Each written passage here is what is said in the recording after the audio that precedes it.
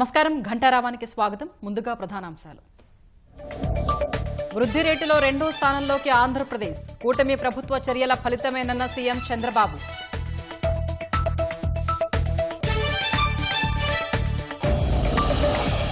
YCP నేత అంజద్ బాషా సోదరుడు అహ్మద్ బాషా arrest. దాడి కేసులో అదుపులోకి తీసుకున్న కడప పోలీసులు.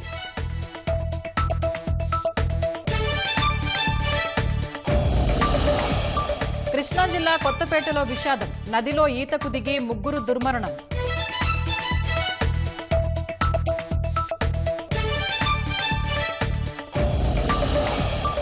పాంబన్ వంతెనను జాతికి అంకితమిచ్చిన ప్రధాని మోదీ. అధునాతన సాంకేతికతతో అందుబాటులోకి వచ్చిన నిర్మాణం.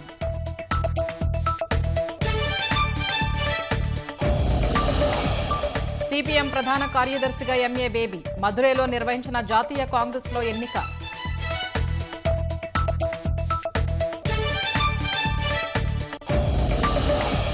అంగరంగ వైభవంగా భద్రాద్రి రాములోరి కళ్యాణం. కనులారా తిలకించి తరించిన భక్తజనం.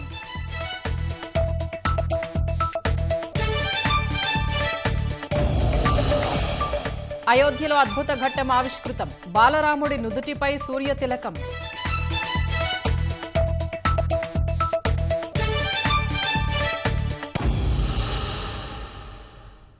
గ్రోత్ రేట్లో ఆంధ్రప్రదేశ్ దూసుకెళ్తోంది. 2024-25 సంవత్సరానికి కాన్స్టెంట్ ప్రైసెస్లో 8.21% వృద్ధితో దేశంలో రెండో స్థానంలో నిలిచింది. 9.69% గ్రోత్ రేటుతో తమిళనాడు దేశంలో మొదటి స్థానంలో ఉందని central ministry of statistics and programmes implementation నివేదిక ఇచ్చింది. ఇది రాష్ట్ర ప్రజల సమిష్టి విజయమని ముఖ్యమంత్రి చంద్రబాబు అన్నారు. ఏపీ ఈజ్ రైజింగ్ అంటూ ట్వీట్ చేశారు. వైసీపీ హయాంలో రాష్ట్రంలో కేవలం 6.19% గ్రోత్ రేటు వచ్చిన విషయాన్ని చంద్రబాబు గుర్తు చేశారు. ఏడాది కాలంలో 2.02% పెరిగి 8.21% పెరిగిందని తెలిపారు. కరెంటు ప్రైసెస్ విభాగంలో ఏపీ గ్రోత్ రేట్ 12.02% ఉందని వెల్లడించారు.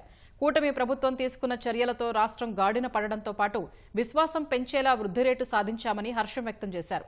వ్యవసాయం, పరిశ్రమలు, సేవలు, ఇంధన రంగాల్లో తీసుకొచ్చిన పాలసీలతో మెరుగైన ఫలితాలు వస్తున్నాయని ముఖ్యమంత్రి అభిప్రాయపడ్డారు.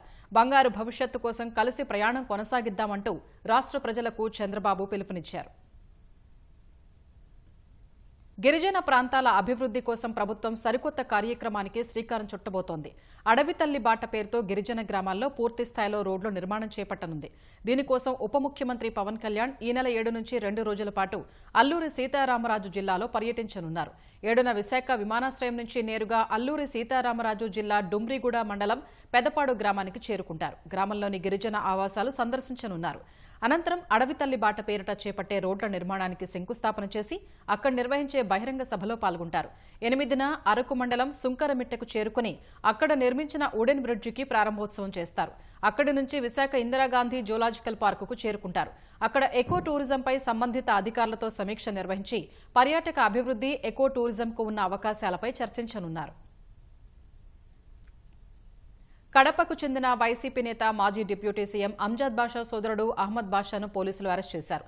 ముంబై విమానాశ్రయంలో అదుపులోకి తీసుకున్న పోలీసులు అక్కడి నుంచి రోడ్డు మార్గంలో కడప తీసుకొస్తున్నారు. 2022లో కడప వినాయక నగర్లో స్థల వివాదంలో జరిగిన ఘర్షణలో ముస్తాక్ అహ్మద్ అనే వ్యక్తిపైన అహ్మద్ బాషా తన అనుచరులతో కలిసి ప్రత్యక్షంగా దాడికి దిగాడు. ఈ ఘటనపై కడప తాలూకా పోలీస్ స్టేషన్లో కేసు నమోదైంది. నిన్న రాత్రి నిందితుడు ముంబై నుంచి కువైట్ వెళ్లేందుకు విమానాశ్రయానికి చేరుకోగా ఆయనపై లుకౌట్ నోటీసులు ఉండడంతో ఇమిగ్రేషన్ అధికారులు అదుపులోకి తీసుకుని కడప పోలీసులకు సమాచారం ఇచ్చారు. కడపలోని మరో పోలీస్ స్టేషన్లోనూ అహ్మద్ బాషాపై కేసు నమోదు చేశారు. రేపు ఉదయం కడప కోర్టులో నిందితుడిని హాజరుపరిచిన తర్వాత మిగిలిన కేసుల్లోనూ పీటీ వారెంట్లపై అదుపులోకి తీసుకోవాలని పోలీసులు భావిస్తున్నారు. సోషల్ మీడియాలో అసభ్యకరంగా పోస్టులు పెట్టారనే ఆరోపణలపై కూడా అహ్మద్ బాషాపై కేసులున్నాయి. విజయనగరం జిల్లా గరివిడి మండలం శివరాం గ్రామంలో నిన్న అఖిల అనే యువతిపై కత్తితో దాడి చేసిన నిందితుడిని పోలీసులు పట్టుకున్నారు. నిందితుడు ఆదినారాయణ కత్తిపోట్లకు గురైన యువతి సోదరుడికి స్నేహితుడు. యువతి కుటుంబ సభ్యులతోనూ నిందితుడు ఆదినారాయణ సన్నిహితంగా ఉండేవాడని విజయనగరం ఎస్పీ వకుల్ జిందాల్ తెలిపారు. ఇన్స్టాలో పెట్టిన వీడియోకు నిందితుడు అసభ్యంగా కామెంట్లు పెట్టాడని, దీనిపై యువతితో వాగ్వాదం జరిగిందని ఎస్పీ వెల్లడించారు. ఇదే విషయంపై ఆదినారాయణను యువతి కుటుంబ సభ్యులు హెచ్చరించారని, కక్ష పెంచుకున్న ఆదినారాయణ అఖిలపై కత్తితో దాడి చేశాడని ఎస్పీ వివరించారు. ఇమీడియట్ గా 2 గంటల లోపే ముద్దాయిని కూడా పికప్ చేశాము. అనుమానితుడుగా మనం వాడిని అదుపులోకి తీసుకోవడం జరిగింది. సో ముద్దాయి అదే గ్రామంకి చెందిన వాళ్ళకి బాగా పరిచితుడు ఆదినారాయణని, బుర్లా ఆదినారాయణని, 21 years ఏజ్. ఈ విక్టిమ్ ఎవరైతే ఉన్నారో అమ్మాయి అన్న వాళ్ళకి బాగా క్లోజ్ గా తిరుగుతున్నాడు, ఇంటికి వస్తా పోతా ఉంటాడు. ఇతను ముద్దాయి అతనికి వరుసగా చెల్లి అవుతారు. వాళ్ళు విజయవాడలో ఉంటారు. ఇన్స్టాగ్రామ్ మీద వాళ్ళతో ఇతను కొద్దిగా వల్గర్ మెసేజెస్ కొన్ని పెట్టడం జరిగింది. ఆ విషయం అమ్మాయికి తెలిసి అమ్మాయి మిగతా వాళ్ళకి చెప్తా ఉంది.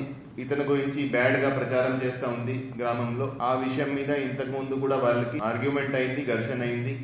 ఇతను ఆమెను హెచ్చరించడం జరిగింది. నువ్వు నా గురించి ఇట్లా ప్రచారం చేస్తే నీకు చంపేస్తానని కూడా హెచ్చరించడం జరిగింది. సో నిన్న అతను అవకాశం చూసి ఎవరు లేని సమయంలో ఇంట్లో వచ్చి దాక్కున్నాడు. ఆమె పక్క ఇంటి నుంచి వచ్చేటప్పుడు బ్యాక్ సైడ్ నుంచి పొడవడం జరిగింది. సో ఇతన్ని ఈ రోజు అరెస్ట్ చేసి రిమాండ్కి పంపించడం జరుగుతుంది. కృష్ణా జిల్లా అవనిగడ్డ మండలం కొత్తపేట గ్రామంలో విషాదం చోటు చేసుకుంది. కృష్ణానదిలో స్నానానికి దిగి ముగ్గురు మృతి చెందారు. మోదుమూడి గ్రామానికి చెందిన 16 ఏళ్ల మత్తివర్ధన్, 15 ఏళ్ల వయసున్న మత్తి కిరణ్, మత్తి దొరబాబు కొత్తపేటలోని కృష్ణానది ఒడ్డుకు వెళ్లారు. స్నానం చేసేందుకు నదిలో దిగారు. లోతు ఎక్కువగా ఉండడంతో ముగ్గురు నదిలో మునిగిపోయారు. స్థానికులు ముగ్గురి మృతదేహాల్ని వెలికితీశారు. పోస్టుమార్టం నిమిత్తం మృతదేహాల్ని అవనిగడ్డ ప్రభుత్వ ఆసుపత్రికి తరలించారు. ముగ్గురు యువకుల మృతితో మోదుమూడి గ్రామంలో విషాద ఛాయలు అలుముకున్నాయి. అవనిగడ్డ ఎమ్మెల్యే మండలి బుద్ధప్రసాద్ ఘటనా స్థలానికి వెళ్లి తల్లిదండ్రుల్ని ఓదార్చారు. దేశంలో మొట్టమొదటి వర్టికల్ లిఫ్ట్ రైల్వే సీ బ్రిడ్జిను ప్రధాని నరేంద్ర మోదీ ప్రారంభించారు. తమిళనాడులోని రామనాథపురం జిల్లాలో 535 కోట్ల రూపాయలతో అధునాతన సాంకేతిక విధానంతో నూతనంగా నిర్మించిన పాంబన్ వంతెనను ప్రధాని జాతికి అంకితం చేశారు. అనంతరం రామేశ్వర ఆలయాన్ని సందర్శించిన ప్రధాని జ్యోతిర్లింగం వద్ద ప్రత్యేక పూజలు నిర్వహించారు. దేశంలో మొట్టమొదటి వర్టికల్ లిఫ్ట్ రైల్వే సీ బ్రిడ్జిను ప్రధాని నరేంద్ర మోదీ జాతికి అంకితం చేశారు.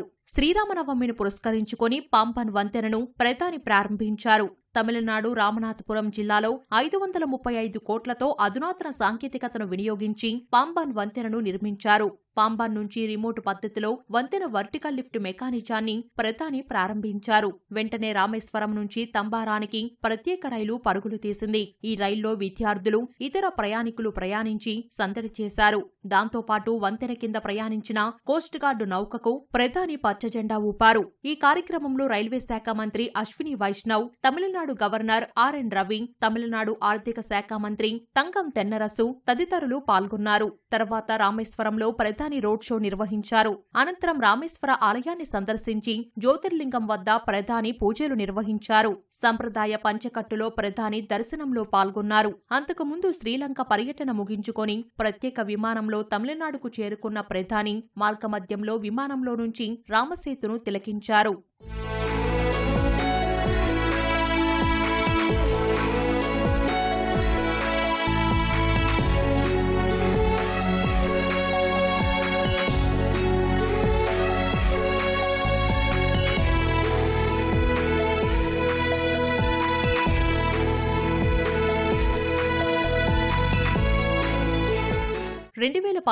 మార్చి 1న ప్రధాని మోదీ పాంబన్ వంతెన ప్రాజెక్టుకు శంకుస్థాపన చేయగా 2020లో రైలు వికాస్ నిగమ్ లిమిటెడ్ పనులు చేపట్టి 4 ఏళ్లలో పూర్తి చేసింది. సముద్రంలో 2.08 కిలోమీటర్ల పొడవు ఉండే ఈ వంతెన దిగువన ఓడల రాకపోకలకు వీలుగా కీలకమైన వర్టికల్ లిఫ్ట్ ఉంటుంది. 2.08 కిలోమీటర్ల వంతెనలో 99 దిమ్మెలు 18.3 మీటర్ల పొడవుతో నిర్మించారు. ఈ నిర్మాణాలపై 3 పొరలుగా పాలిసీ లోక్సైన్ పెయింటింగ్ పూత వేశారు. ఫలితంగా 58 ఏళ్ల పాటు బ్రిడ్జ్ తుప్పు పట్టదని నిపుణులు తెలిపారు. చిన్న చిన్న మరమ్మతులతో 100 ఏళ్ల వరకు ఎటువంటి ఇబ్బంది ఉండదన్నారు.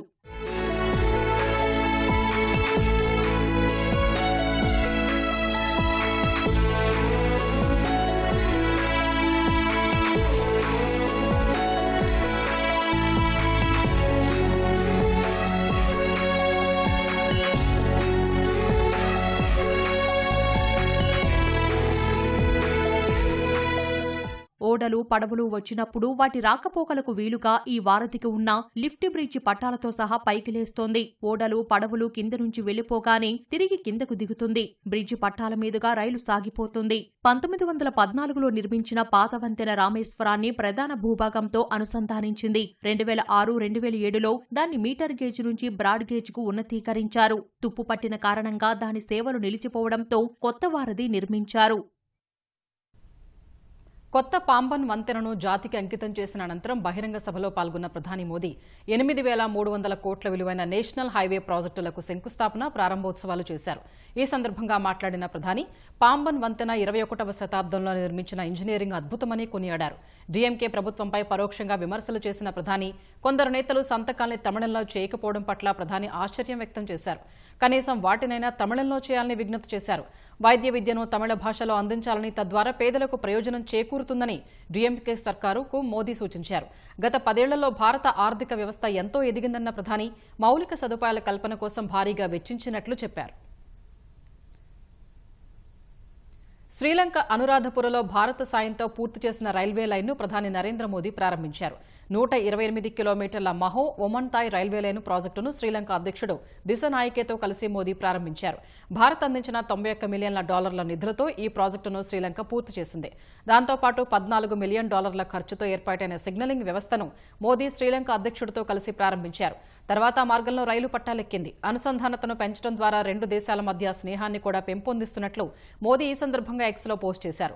శ్రీలంక అభివృద్ధి ప్రయాణంలోని వివిధ అంశాల్లో భారతదేశం మద్దతివ్వడం గర్వంగా ఉందని పేర్కొన్నారు. అంతకుముందు అనురాధపుర జయశ్రీ మహాబోధి ఆలయాన్ని దిశనాయకేతో కలిసి మోదీ సందర్శించారు. అక్కడ ఓ బౌద్ధ సాధువుకు పాదాభివందనం చేసిన మోదీ సాధువులతో కలిసి ముచ్చటించారు. ఇవాళ శ్రీలంకలో ప్రతిపక్ష నాయకుడు ప్రేమదాసను కూడా మోదీ కలుసుకున్నారు. 2 దేశాల మధ్య ప్రత్యేక భాగస్వామ్యానికి ప్రతిపక్షాల మద్దతు కీలకమని మోదీ పేర్కొన్నారు. Communist party of India Marxist CPIM జాతీయ ప్రధాన కార్యదర్శిగా కేరళ మాజీ మంత్రి ఎంఏ బేబీ ఎన్నికయ్యారు. ఈ మేరకు మధురైలో జరిగిన సిపిఎం జాతీయ కాంగ్రెస్లో బేబీ ఎన్నిక జరిగింది. కేరళలోని ప్రాక్కులంలో పీఎం అలెగ్జాండర్, లిల్లీ అలెగ్జాండర్ దంపతులకు 1954లో జన్మించిన ఎంఏ బేబీ పాఠశాలలో చదువుతున్న రోజుల్లోనే కేరళ స్టూడెంట్ ఫెడరేషన్లో చేరి రాజకీయాల్లో అడుగుపెట్టారు. 1986 నుంచి 1998 వరకు 2 పర్యాయాలు రాజ్యసభ సభ్యునిగా పనిచేశారు. సిపిఎంలో అత్యున్నత నిర్ణాయక విభాగం పొలిట్ బ్యూరో సభ్యునిగా 2012 వరకు పనిచేశారు. గతేడాది సిపిఎం ప్రధాన కార్యదర్శిగా ఉన్న సీతారాం యేచూరి మరణంతో ఈ ఎన్నిక జరిగింది. భద్రాద్రి రాములోరి కళ్యాణం అంగరంగ వైభవంగా జరిగింది. మిథిలా మైదానంలో అభిజిత్ లగ్నంలో సీతా సమేత శ్రీరామచంద్రుడి కళ్యాణాన్ని అట్టహాసంగా నిర్వహించారు. సీతమ్మ తల్లిని శ్రీరాముడు మనువాడే అద్భుత గడియల కోసం ఏడాదిగా ఎదురుచూస్తున్న రామభక్తులు ఈ లోక కళ్యాణాన్ని కనులారా తిలకించి తరించారు. శ్రీ సీతారామచంద్రస్వామిని తెలంగాణ ముఖ్యమంత్రి రేవంత్ రెడ్డి కుటుంబంతో కలిసి దర్శించుకున్నారు. ప్రభుత్వం తరపున పట్టు వస్త్రాలు, ముత్యాల తలంబ్రాలు సమర్పించారు.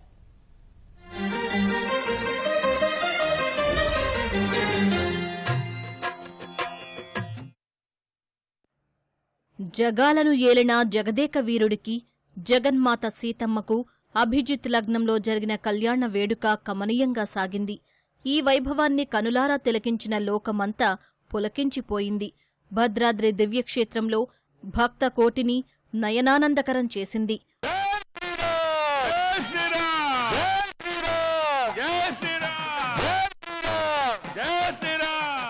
ఉదయం 10:30 నుంచి 12:30 వరకు సాగిన కళ్యాణ క్రతువులో ప్రతి ఘట్టం ఆధ్యాత్మిక రససాగరంలో ముంచెత్తింది.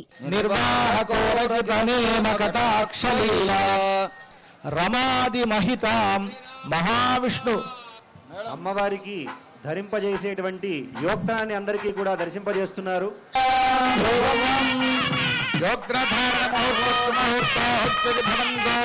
యజ్ఞోపేతాన్ని అర్చక స్వాములు అందరికీ కూడా దర్శింపజేస్తున్నారు. స్వామి వారికి శ్రమ సిద్ధ కొరకు ధరింపజేస్తారు. అంతా సేవించండి. ఆ స్వర్ణాభరణములకు ఉండేటువంటి విశేషం వత్సల పథకం. దీని గురించి మనకు రామదాసు గారు చెప్తారు. సీతమ్మ వారికి కళ్యాణంలో చేయించినటువంటి చింతాకు పథకం అది రామ మాడతో కూడినటువంటి ఒక హారాన్ని సమర్పిస్తారు.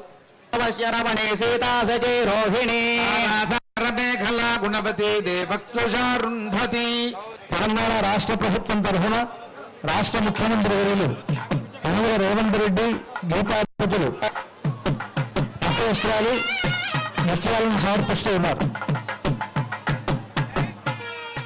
ప్రత్యేకంగా అలంకరించిన మిథిలా ప్రాంగణంలో తొలుత తిరుకళ్యాణానికి సంకల్పం పలికి సర్వ విజ్ఞాన శాంతికి ఆరాధన చేపట్టారు. కళ్యాణానికి ఉపయోగించే సామగ్రిని సంప్రోక్షణ చేసిన తర్వాత రక్షాబంధనం నిర్వహించి యోక్తధారణ చేశారు. ఇరు వంశాల గోత్రాలు పఠించి స్వామివారి పాద ప్రక్షాళన చేసి మహాదానాలు సమర్పించారు. వేద మంత్రోచ్చరణలు మారుమోగుతూ ఉండగా అభిజిత్ లగ్నం సమీపించగానే జీలకర్ర బెల్లం మిశ్రమాన్ని సీతారాముల శిరస్సుపై ఉంచారు. ఈ సమయాన్ని శుభముహూర్తమని జగత్ కళ్యాణ శుభ సన్నివేశంగా కీర్తిస్తారు.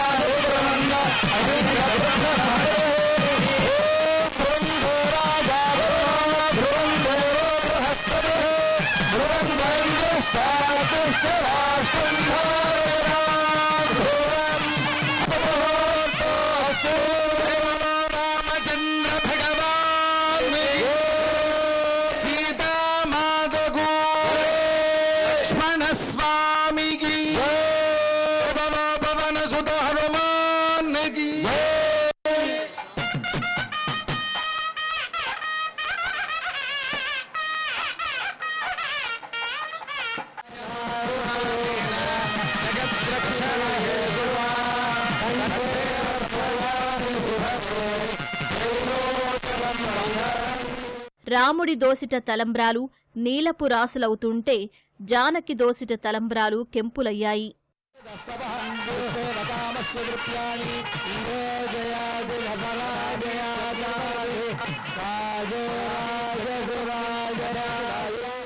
కళ్యాణ వేడుకకు ప్రతి ఏటా తెలంగాణ ప్రభుత్వం పట్టు వస్త్రాలు, ముత్యాల తలంబ్రాలు అందించడం ఆనవాయితీగా వస్తోంది.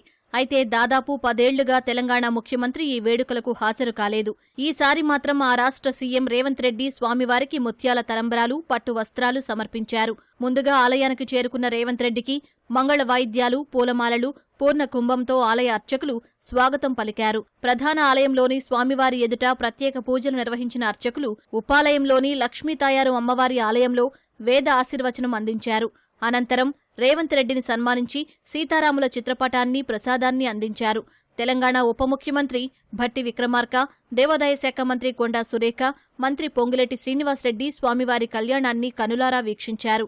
కళ్యాణం అనంతరం ప్రముఖులకు వేద పండితులు స్వామివారి గోటి తలంబ్రాలు అందజేశారు.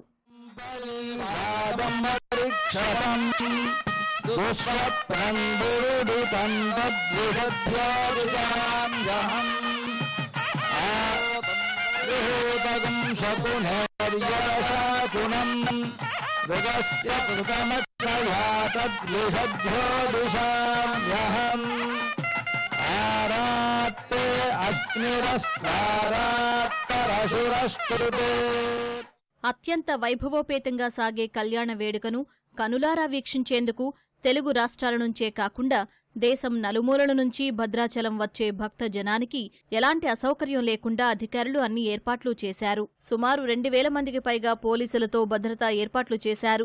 బ్రహ్మోత్సవాల్లో ప్రధాన ఘట్టాల్లో చివరి ఘట్టమైన శ్రీరాముని పట్టాభిషేక మహోత్సవం సోమవారం జరగనుంది.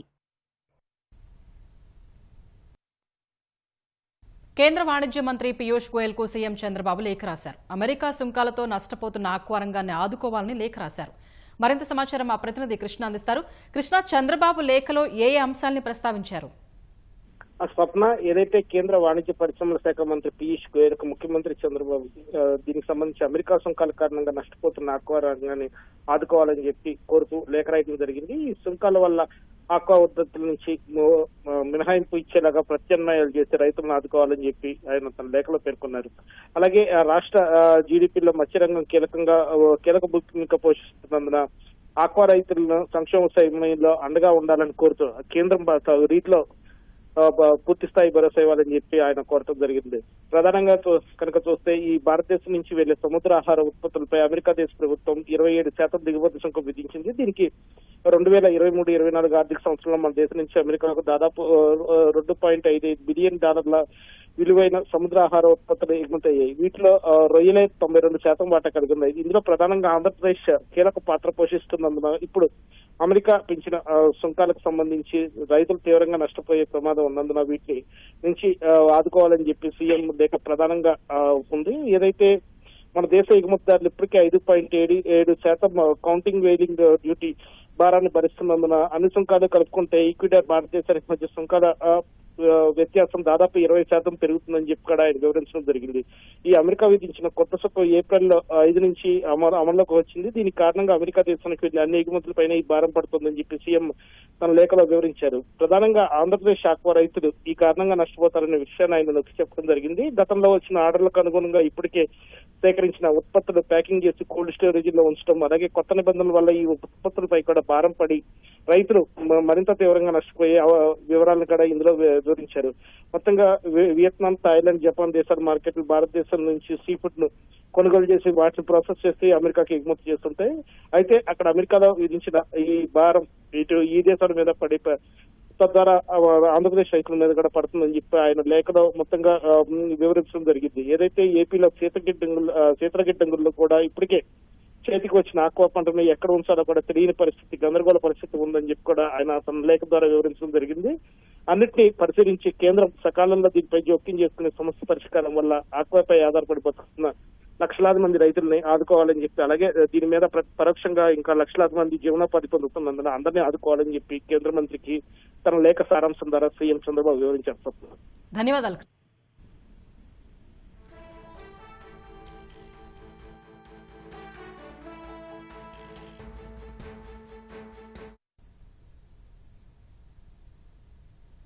ఉత్తరప్రదేశ్లోని శ్రీరాముడి జన్మస్థలమైన అయోధ్య రామ మందిరంలో రామనవమి వేడుకలు అంబరాన్నంటాయి.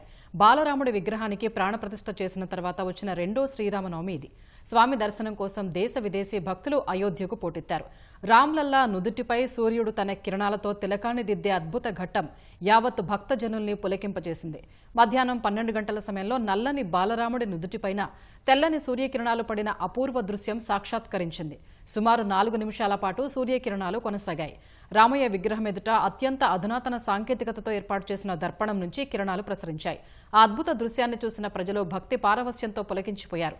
సూర్య తిలకం దృశ్యాల్ని రామజన్మభూమి ట్రస్టు ప్రత్యక్ష ప్రసారం చేసింది.